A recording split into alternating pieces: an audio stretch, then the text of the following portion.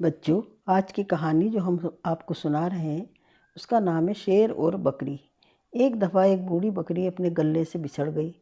شام ہو چکی تھی، رات کی سیاہی پھیلنے لگی تھی۔ بکری کو بہت دور گاؤں میں پہنچنا تھا، لیکن اس اندھیرے میں وہ اکیلی گاؤں نہیں جا سکتی تھی۔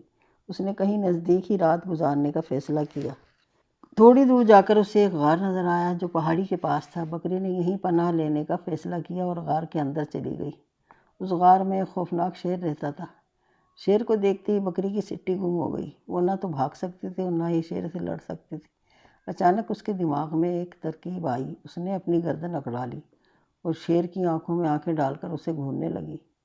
شیر نے یہ دیکھا تو اسے اپنی آنکھوں پر یقین نہ آیا۔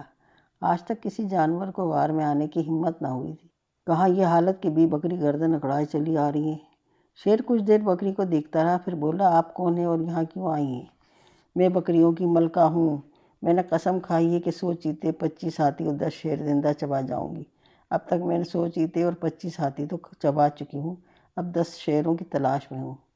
شیر یہ سن کر ڈر گیا۔ اس نے سوچا کیا پتہ یہ بکری سچ ہی کہہ رہی ہو۔ اس نے کہا میں مرنے سے پہلے دریا میں نہانا چاہتا ہوں۔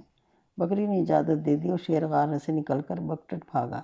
راستے میں ایک گدڑ ملا۔ اس نے شیر کو بھاگتے ہوئے دیکھا تو بولا، اے جنگل کے بادشاہ، تو کہاں بھاگا جا رہا ہے؟ شیر بولا، آج رات غار میں ایک ایسا جانور آیا ہے جو لگتا تو بکری کی طرح ہے لیکن شیر تک کو کھا جاتا ہے۔ میں اسی سے جان بچا کے بھاگا ہوں۔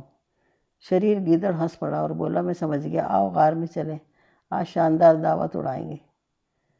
بکری نے شیر اور گیدڑ کو غار میں آتے دیکھا تو بہت گھبرائی، لیکن اس نے ہمت نہ ہاری۔ وہ گیدڑ کی طرف اشارے سے دیکھتے ہوئے کہنے لگی، اے نامعقول غلام، میں نے تجھے 10 شیر لانے کو کہا تھا اور تو صرف ایک ہی لے کر آیا ہے۔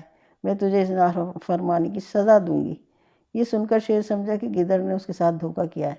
اس نے ایک ہی بار میں گیدڑ کے 2 ٹکڑے کر دیے اور پھر دم دبا کر ایسا بھاگا کہ پیچھے مڑ کر تک نہ دیکھا۔